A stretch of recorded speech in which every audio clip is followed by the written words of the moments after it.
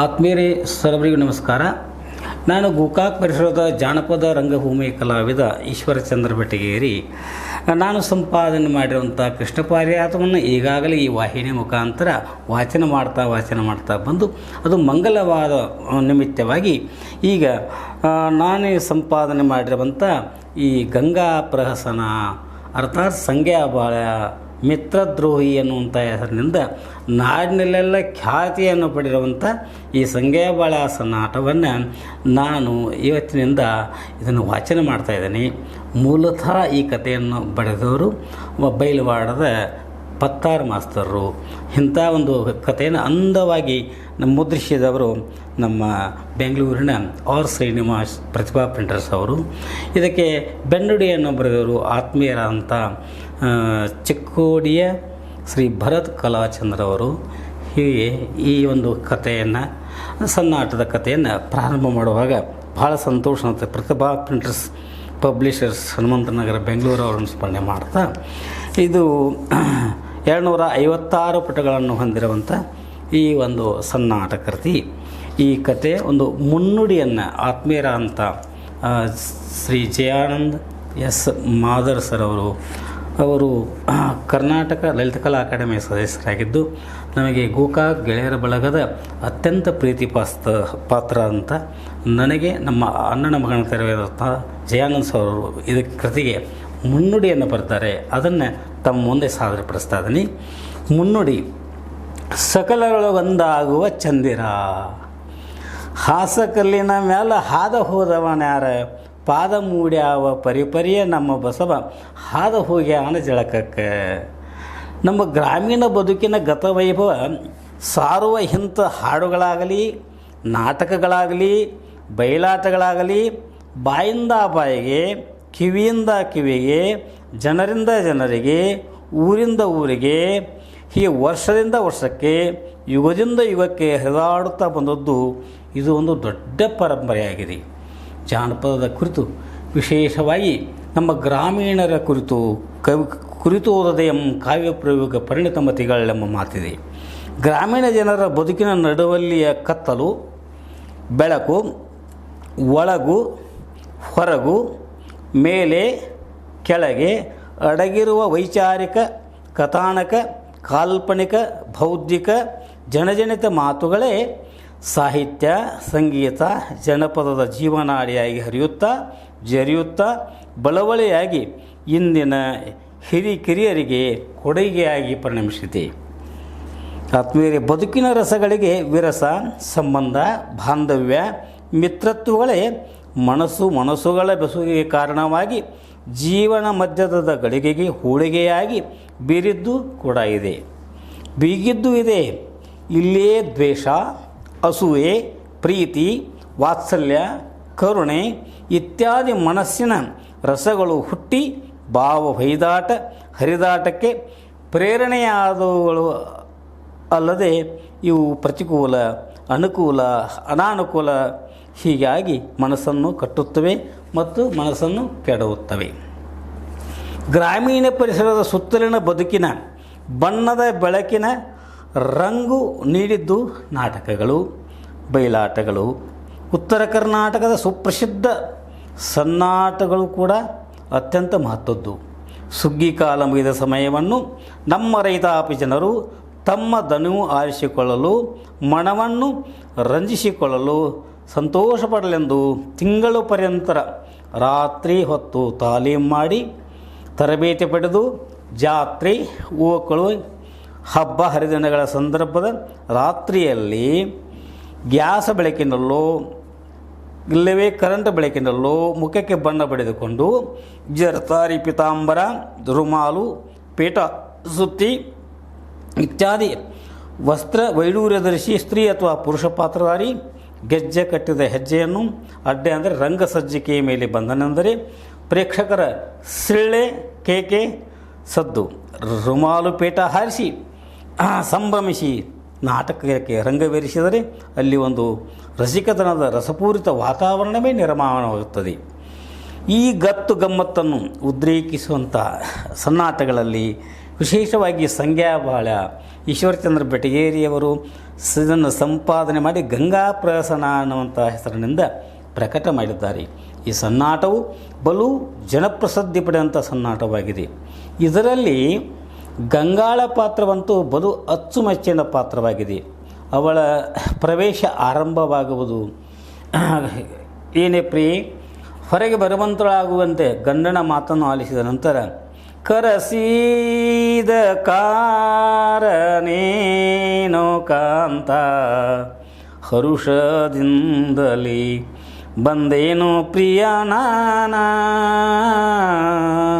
ಪ್ರಿಯ ನಿಮಗೆ ಮುಗಿವೆ ಕೈಯ ಪ್ರಿಯ ನಿಮಗೆ ಮುಗಿವೆ ಕೈಯ ಕರಸೀದ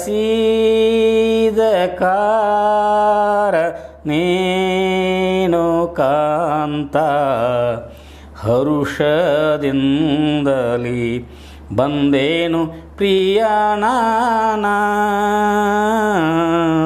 ಹೀಗೆ ಗಂಗಾ ಈ ಪದವನ್ನು ಹಾಡುತ್ತಾ ಒಣಪು ವಯ್ಯಾರ ಹಾಗೆ ಮಂದವಾದ ಮಿದುವಾದ ಹಿತಮಿತವಾದ ನಡಿಗೆ ಕುಣಿತದೊಂದಿಗೆ ರಂಗ ಮಂಟಪವನ್ನು ಪ್ರವೇಶ ಮಾಡುತ್ತಾಳೆ.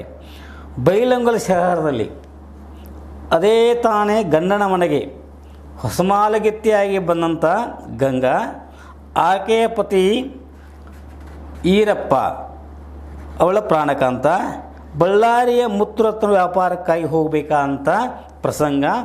ಕಾರಣ ತಮ್ಮಂದಿರ ಅಂತ ವಿರೂಪಾಕ್ಷಿ ಒಕ್ಕಲ್ತನ ಮಾಡವ ಬಸವಂತ ಕುಸ್ತಿ ಪೈಲವಾನ ಇವರಿಗೆ ಮನೆ ಹೊಲ ದನಕರಗಳತ್ತ ಗಮನ ಹರಿಸುವಂತೆ ಅವರಿಗೆ ತಿಳಿಸಿ ಹೇಳಿ ಊರು ಕೇರಿಯ ಪರಿಚಯವಿಲ್ಲದ ಹೊಸಮಾಲಗಿತ್ತಿಯ ಅಂತ ತನ್ನ ಧರ್ಮಪತ್ನಿ ಗಂಗಾಳಿಗೆ ಜೊತೆಯಾಗಿರಲೆಂದು ಆ ಓಣಿಯೊಳಗಿನ ಹಿರಿಯಳ ಅಂತ ಪರಮ್ಮಳನ್ನು ಜೋಡಿಸಿ ವ್ಯಾಪಾರಕ್ಕಾಗಿ ತೆರಳುತ್ತಾನೆ.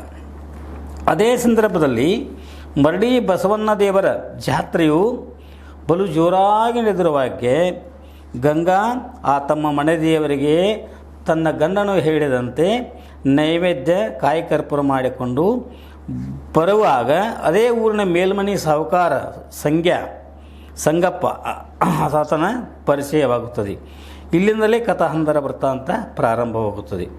ಬೈಲಹೊಂಗದ ಪತ್ತಾರು ಮಾಸ್ತರಿಂದ ರಚಿತಗೊಂಡಂಥ ಈ ಕಲಾ ಪ್ರಕಾರ ಇದು ಗಂಗಾ ಪ್ರಹಸನ ಅಂದರೆ ಈ ಭಾಗದಲ್ಲಿ ಸಂಗ್ಯಾಬಾಳ್ಯ ಮಿತ್ರದ್ರೋಹಿ ಎಂದೇ ಜನನಿತವಾಗಿದೆ. ಇಲ್ಲಿ ಗಂಗಾ ಪ್ರಹಸನ ಎನ್ನುವಂಥ ಹೆಸರನ್ನು ಇಡಲು ಈಶ್ವರಚಂದ್ರ ಬೆಟಗೇರಿಯವರು ಕೊಡುವ ದೃಷ್ಟಾಂತ ಹೆಣ್ಣು ಒಂದು ಪಗಡೆ ಆಟದ ದಾಳ ಪ್ರೀತಿ ಪ್ರೇಮಕ್ಕೆ ಅವಳು ದಾಳವಾಗುತ್ತಾಳೆ.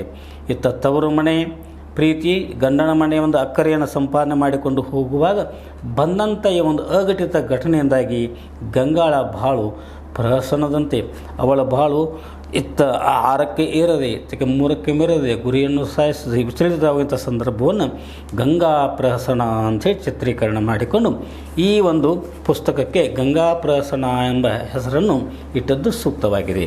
ಹಾಗೆ ಗಂಗಾ ಪ್ರಹಸನ ಅರ್ಥಾತ್ ಸಂಗ್ಯಾಬಾಳ ಸನ್ನಾಟದ ಕಥೆಯನ್ನು ಬರೆದವರು ಪತ್ತಾರು ಮಾಸ್ತರೆಂದು ಹೇಳಿದೆ. ಪೈಲಂಗಲದ ಹೆಸರಾಂತ ಲಗಳೇರ ಮನೆತನದಲ್ಲಿ ನಡೆದಂಥ ನಿಜ ಸಂಗತಿಯನ್ನೇ ಕಥೆಯನ್ನಾಗಿಸಿ ಬಯಲಾಟ ಕಲೆಯಲ್ಲಿ ಅಳವಡಿಸಿ ಮನಸ್ಸುಗಳ ವಿಕಾರತೆ ಸಾಕಾರತೆ ಮತ್ತು ಮನೆತನದ ಮಾನ ಮರ್ಯಾದೆ ಆದರ ವಿಷಯದ ಪ್ರತಿಯೊಂದು ಪಾತ್ರಗಳ ಸಂಗತಿಯನ್ನು ಸಮಾಜಕ್ಕೆ ಒಂದು ಸಂದೇಶವೆಂಬಂತೆ ವಿಡಂಬಿಸಿ ವಿಶ್ಲೇಷಿಸಿ ಇಲ್ಲಿ ಪತ್ತಾರು ಮಾಸ್ತರರು ಪ್ರತಿಬಿಂಬಿಸಿದ್ದಾರೆ. ಇಲ್ಲಿ ಬರುವ ಪ್ರಮುಖವಾದ ಪಾತ್ರ ಬಾಳ್ಯ ಅಂದರೆ ಬಾಳಣ್ಣ, ಹಾಗೆ ಶೇಡ್ಜಿ ವ್ಯಾಪಾರಸ್ಥ, ಬ್ಯಾಗೇರಿ ಈತ ಈರಪ್ಪನ ಆಳು ಮನುಷ್ಯ, ಮುದುಕ ಪರಮ್ಮಳ ಗಂಡ ಇತ್ಯಾದಿ ಪಾತ್ರಗಳು ಈ ನಾಟಕವನ್ನು ಮುನ್ನಡೆಸುತ್ತವೆ. ಇಡೀ ರಾತ್ರಿಯೆಲ್ಲ ಹಳ್ಳಿಗಾಡಿನ ಜನರಿಗೆ ಮನರಂಜನೆ ನೀಡುವ ಈ ಬಯಲಾಟದ ಹಾಡುಗಳು ಸಂಭಾಷಣೆಗಳು ಉತ್ತರ ಕರ್ನಾಟಕದ ನೈಜ ಆಡುಭಾಷೆ ಅಂದರೆ ತಿಳುಗನ್ನಡದಲ್ಲಿ ಇರುವುದರಿಂದ ನೋಡುಗರಿಗೆ ಅತ್ಯಂತ ಪ್ರಿಯವಾಗಿ ಕೇಳಿಸಿಗುತ್ತವೆ. ಗಂಗಾ ಪ್ರಹಸನ ಕತೆ ಈ ರಂಗಭೂಮಿಯಲ್ಲಿ ಸಂಗ್ಯಾಬಾಳ್ಯ ಅರ್ಥಾತ್ ಮಿತ್ರದ್ರೋಹಿ, ದಪ್ಪಿನಾಟ ಹೀಗೆ ಬೇರೆ ಬೇರೆ ಹೆಸರುಗಳಿಂದ ಕರೆಯಲ್ಪಡುತ್ತದೆ. ರಾಧಾನಾಟ ರಾಜನಾಟಗಳು ಡಪ್ಪಿನಾಟಗಳಿಂದೇ ಪ್ರಚಲಿತವಾಗಿ, ಹಾಗೆಯೇ ಮಹಾಸತಿ ಅನಸೂಯ, ಸತ್ಯವಾನ ಸಾವಿತ್ರಿ, ಬಲವಂತ ಬಸವಂತ, ಲವಕುಶ, ರಾಮಾಯಣ ಮುಂತಾದವು ಕೂಡ ಕೆಲವೊಂದು ಪ್ರಸಂಗಗಳನ್ನು ಒಳಗೊಂಡು ಸನ್ನಾಟಗಳೇ ಎನಿಸಿವೆ. ಇವುಗಳಷ್ಟೇ ಪ್ರಸಿದ್ಧ ಪಡೆದಂಥ ಶ್ರೀಕೃಷ್ಣ ಪಾರಿಜಾತ ಬಯಲಾಟ ಮಾತ್ರ ಸಣ್ಣ ಆಟಗಳ ರಾಜ ಎಂದು ಪರಿಗಣಿಸಲ್ಪಟ್ಟು ಅದು ವಿಶಿಷ್ಟವಾಗಿ ಅದು ಪ್ರದರ್ಶನಗೊಳ್ಳುತ್ತದೆ. ಎಲ್ಲ ಬಯಲಾಟಗಳಲ್ಲಿ ಮುಖ್ಯ ಪಾತ್ರಗಳಲ್ಲಿ ಕಾಣಿಸಿಕೊಳ್ಳುವ ಈಶ್ವರಚಂದ್ರ ಪಟೇರಿಯವರು ಸ್ವತಃ ಮೇಳಗಳನ್ನು ಕಟ್ಟಿ ಈ ಎಲ್ಲ ಸಣ್ಣ ಆಟಗಳನ್ನು ನಾಡಿನಾದ್ಯಂತ ಪ್ರದರ್ಶನ ಮಾಡಿರುವುದು ಕೂಡ ಹೆಮ್ಮೆಯ ಸಂಗತಿ. ಈಶ್ವರಚಂದ್ರ ಪಟೇರಿಯವರು ಕೇಂದ್ರ ಸರ್ಕಾರದ ದೂರ ಸಂಪರ್ಕ ಇಲಾಖೆಯಲ್ಲಿ ಅಂದರೆ BSNLದಲ್ಲಿ ಹಿರಿಯ ಅಧಿಕಾರಿಗಳಾಗಿದ್ದರು. ನನಗೆ ನನ್ನ ವಿದ್ಯಾಬುದ್ಧಿಗೆ ಹಿರಿಯರಿಸಿಕೊಂಡು ನನ್ನ ಪಾಲಿಗೆ ಅವರು ಪಿತೃಸಮಾನರು. ಯುವಕರೊಂದಿಗೆ ಯುವಕರಾಗಿ, ಮಕ್ಕಳೊಂದಿಗೆ ಮಕ್ಕಳಾಗಿ, ಹಿರಿಯರೊಂದಿಗೆ ಹಿರಿಯರಾಗಿ ಸಕಲರೊಳಗೊಂದಾಗುವಂಥ ಚಂದಿರ ಈ ವಾಣಿಗೆ ಸಕಲರೊಂದಾಗು ಮಂಕುತಿಮ್ಮ ಎನ್ನುವಂಥ ವಾಣಿಗೆ ಈಶ್ವರಚಂದ್ರ ಪಟೇರಿಯವರು ಭಾಜನರಾಗಿರುವುದು ಸಂತೋಷದ ಸಂಗತಿ. ಕೋಕಾವಿ ನಾಡಿನ ಯಾವುದೇ ಸಾಹಿತ್ಯ, ಸಂಗೀತ, ನಾಟಕಾದಿ ಸಾಂಸ್ಕೃತಿಕ ಉತ್ಸವ, ಸಮ್ಮೇಳನ, ಸಾಂಸ್ಕೃತಿಕ ಸಭೆ ಸಮಾರಂಭಗಳಲ್ಲಿ ಇವರದು ಮುಂದಿರುವಂಥ ಮನಸ್ಸು ಮತ್ತು ಬುದ್ಧಿ. ಇವರು ಸಾಮಾನ್ಯರಲ್ಲಿ ಸಾಮಾನ್ಯರಾಗಿ ಕೆಲಸ ಕಾರ್ಯಗಳಿಂದ ಗುರುತಿಸಿಕೊಳ್ಳುವ ವ್ಯಕ್ತಿತ್ವವನ್ನು ಹೊಂದಿರುವರು. ಈಶ್ವರಚಂದ್ರರು ತಮ್ಮ ಬಾಳ ಸಂಗಾತಿಯಾದಂಥ ಶ್ರೀಮತಿ ಮಂಗಲಾದೇವಿಯವರೊಂದಿಗೆ ಹಾಗೂ ತಮ್ಮ ಇಬ್ಬರು ಮಕ್ಕಳು ವಿನಯ್ ಕುಮಾರ್ ಹಾಗೂ ವಿವೇಕಾನಂದ, ಹಾಗೆ ಇಬ್ಬರು ಸೊಸೆಯಂದರು ರಾಜಶ್ರೀ ಹಾಗೂ ಪ್ರತಿಭಾರಾಣಿ, 4 ಮಂದಿ ಮೊಮ್ಮಕ್ಕಳು. ಅವರಲ್ಲಿ ವೈಷ್ಣವಿ ದೇವಿ, ಕೃಷ್ಣವೇಣಿ, ಶ್ರೀನಿಧಿ ಹಾಗೂ ಅದ್ವೈತ ಪ್ರಭು ಎಲ್ಲ ಮೊಮ್ಮಕ್ಕಳಿಗೆಲ್ಲರಿಗೂ ಕೂಡ ಅವರು ಚಂದಿರನೇ ಆಗಿದ್ದಾರೆ. ಶ್ರೀ ಸರ್ವೇಶ್ವರ ಜಾನಪದ ಕಲಾ ಸಂಘದ ಒಡೆಯರಾಗಿ 1966ರಿಂದ ಸಾವಿರಾರು ವಿವಿಧ ಬಯಲಾಟಗಳಲ್ಲಿ ಪುರುಷ ಪಾತ್ರ ಮೊದಲುಗೊಂಡು ಸ್ತ್ರೀ ಪಾತ್ರಗಳನ್ನು ಮಾಡುತ್ತಾ ಬಯಲಾಟ ಸ್ತ್ರೀ ಪಾತ್ರದಲ್ಲಿ ವಿಶೇಷವಾಗಿ ತಮ್ಮ ಸಿದ್ಧಿಯನ್ನು ಸಾಧಿಸಿದ್ದಾರೆ. ಇವರು ಸ್ತ್ರೀ ಪಾತ್ರದಲ್ಲಿ ಮಾಡುವಂಥ ವನಪು ವೈಯಾರದ ನಿಷ್ಕಲ್ಮಶ ಸುಗುಣ ಸುಂದರಿಯಾಗಿ ಇವಳು ನಿಜವಾಗಿಯೂ ಸ್ತ್ರೀಯೇ ಅಂತೇಳಿ ಪ್ರೇಕ್ಷಕರಲ್ಲಿ ಅನುಮಾನ ಹುಟ್ಟುವಂತೆ ನಟಿಸುತ್ತಾರೆ. ನನ್ನೊಂದಿಗೆ ನನ್ನ ಸ್ವರಚಿತ ಮಾಸ್ತರ್ ಪೈ ನಾಟಕದಲ್ಲಿ ಮಾಸ್ತರಾಗಿ ನಾನವರ ತಲೆ ಮೇಲೆ ಜಾರುಗುಂಡಿ ಆಡಿದರೂ ನನ್ನನ್ನು ಪ್ರೀತಿಸಿ ನನ್ನ ಪಾಲಿಗೆ ಪ್ರತ್ಯಕ್ಷ ಶ್ರೀಕೃಷ್ಣನೇ ಆಗಿದ್ದಾರೆ. ಇವರ ಈ ಗಂಗಾಪ್ರಸನ ಅರ್ಥಾತ್ ಸಂಗ್ಯಾಬಾಳ್ಯ ಪ್ರಸ್ತುತ ಈ ಸಂಪಾದಿತ ಕೃತಿ ಮೌಲಿಕತೆಯಿಂದ ತುಂಬಿದೆ. ಈ ಈಶ್ವರಚಂದ್ರ ಪಟೇರಿಯವರು ಗಂಗಾ ಪಾತ್ರದ ಸಂದಿಗ್ಧತೆಯನ್ನು ವಿಮರ್ಶಾತ್ಮಕವಾಗಿ ಚಿತ್ರಿಸಿದ್ದಾರೆ. ಹಾಗೆ ಗಂಗಾ ಪಾತ್ರದಲ್ಲಿ ಅಭಿನಯಿಸಿದ್ದಾರೆ. ಹಾಗೆ ಪಗಡೆ ಆಟ ಎಂಬ ಇವರ ಸಂಪಾದಿತ ಕೃತಿಗೆ ಕರ್ನಾಟಕ ಯಕ್ಷಗಾನ ಬಯಲಾಟ ಕಡೆಂಬ ಪ್ರಶಸ್ತಿಯು ಸಂದಿರುವಂತೆ ಇವರು ಸುಮಾರು 1966ರಿಂದ ಇಲ್ಲಿಯವರೆಗೆ ರಂಗಭೂಮಿಯಲ್ಲಿ ಇದ್ದುಕೊಂಡು ಸಾಕಷ್ಟು ಕಾರ್ಯ ಮಾಡಿದ್ದಾರೆ. ಅತ್ಯಂತ ನನಗೆ ಹಿರಿಯರು ಆತ್ಮೀಯರಾದಂಥ ಇವರ ಒಂದು ಲೇಖನಿಯಿಂದ ಇನ್ನಷ್ಟು ಸಾಹಿತ್ಯ ಕೃತಿಗಳು ಹೊರಬಂದು ಕನ್ನಡಾಂಬೆಯ ಮೆಡಲನ್ನು ತುಂಬಲಿ ಎಂದು ನಾನು ಶುಭವನ್ನು ಕೋರಿ ನನ್ನ ಮಾತುಗಳಿಗೆ ವಿರಾಮ ಹೇಳುತ್ತೇನೆ. ಜಯಾನಂದ ಮಾದರ್, ಚಂದ್ರಗಿರಿ, ಪ್ರಭಾನಗರ ಫ್ಯಾಕ್ಟರಿ, ಗೋಕಾಕ್, ಬೆಳಗಾವಿ ಜಿಲ್ಲೆ. ಸರ್ವರಿಗೂ ಶುಭವಾಗಲಿ.